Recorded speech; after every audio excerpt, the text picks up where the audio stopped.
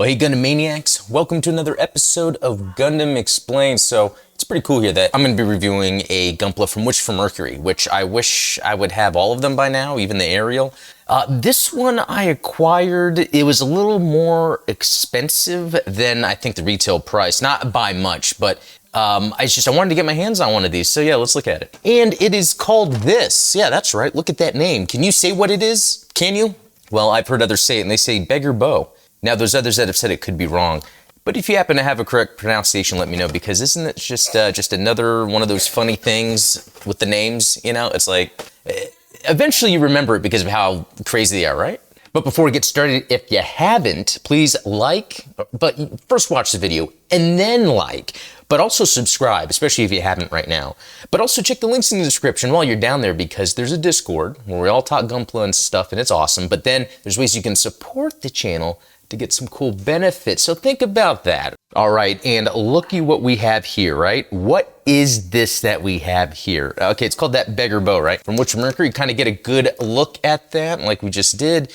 It's just cool, it's unique. This is not a typical Gundam design, although it is kind of a somewhat generic robot design.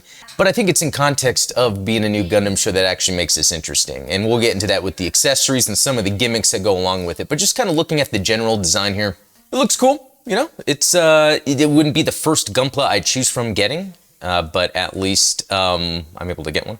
Now, when it came to the build itself, it was actually quite easy, and maybe not too different from a typical Gunpla build, but they had very unique parts that actually made it seem a little different. So we get some cool color here in this manual, and the typical look of a Gunpla manual. And I will say, I haven't built many outside of UC. I think a couple wing suits maybe, Seed, but I think they're pretty much all the same, right? Like there's not like a theme between different universes in the manuals, right? That would be pretty neat. I mean, look at how quick and easy it is to do that head. That sounded wrong, but you put a sticker actually on top there, but you actually don't need, or maybe it's an option because it has like this clear piece that you can stick in instead of putting the sticker on. And then looking at other parts of the manual, again, if you ever wanted to come in here and look and pause just to kind of see, it's pretty cool stuff here. Again, pretty easy build. It's got some good promotional shots here to get an idea of how you'd want to pose.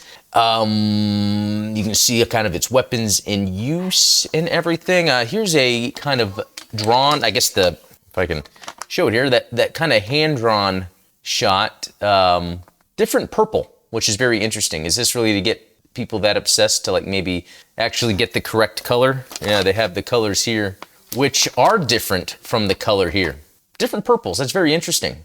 All right, let's look at some accessories here. The main gimmick with this are its two balls. It's got these two big balls, and with these balls, it can attack enemies. So it uses its two big balls to attack enemies. And the thing about it is it only came with one peg to put in the ball. So even though you got two balls, you can only stick one peg in one ball. You can't stick two pegs in two different balls. You'd probably have to buy a separate kit, or if they sell this separately. Although I gotta say that's gotta be universal, right? This connector point. But maybe not. Actually, let's test it out. So you would actually take one of the balls. Is that a good spot? Because there's different plugs, actually. Okay, so it would be in that. This would be for the other piece I'll get to. But the main thing with this is then you have these, you have one cable, right? But it tells you to cut it into two so that you can have two of these. One plugs in, the small piece will plug in here. Okay, so it looks like you plug it here. That kind of looks odd to me. So did I miss something here? Okay, so yeah, that plugs in here and this plugs in on that other side. So you would probably, I don't understand this, but probably something like this. You plug it in here on the back. But what's weird is you're really just putting the wire in there, folding it down, and then just plugging it in on the back. It's actually very straightforward. All right, and I was using this type of stand. I use this for my Robot Spirits and Gunpla. I love the stand. It comes with these little squares that you can kind of help move it around. But anyway, I was just curious to see if this fits in. Oh, it does. So you can use, another stand obviously, but you just have to purchase it. So, that can solve that. I'm sure we have other stands laying around, don't we? Quick question, do we ever have enough stands? I'm gonna say no with as many as I have, but let me know what you think. So anyway, that's kind of its main gimmick here. It uses its balls as bits that you can just shoot out with a wire, and it does its attack thing. Pretty cool. Okay, so yeah, you saw that there's those two balls that come off, right? Yeah, let me actually take those out. And they go on these pegs that just kind of move around.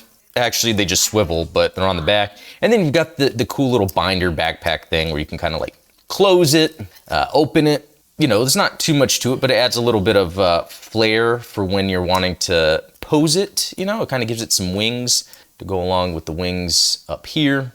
You know, some other things you'll see how, like, here at the top of the wing tip thing, even right at the front here, which could be the cockpit, down at the thighs or the upper hip area. A lot of this like shiny see-through plastic that kind of gives it that unique look on top of that, which is not too reminiscent of some other Gundam. I mean, yeah, Turn A kind of has a thing like that, but this is definitely a different design here. And we even have with it has a front skirt and that moves up and down. It's very interesting. The back skirt just stays in place, nothing there.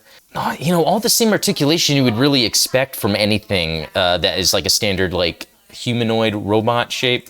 The feet are a little interesting.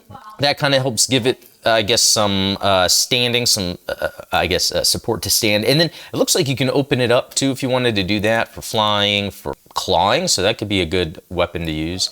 All right, let's look at some of the weapons it uses. So you actually have to take off the hand here.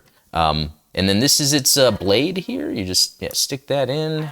All right, so with this, it's kind of interesting on the arm here. You kind of have to take off hand piece. We're kind of used to that when we're building it. You kind of throw this thing in here. This little majigger here has some things we can line up to click it in. So I'll do that here real quick. And so what it does is it gives it this kind of like extension blade fighting thing that it can shoot you out of. So, you know, pretty cool. You can put, you know, on both hands and then that's that. So, you know what, my end opinion here, my ultimate main takeaway from this is this would probably be the last Witch from Mercury Gunpla I would buy if I had a whole bunch of room in front of me to get.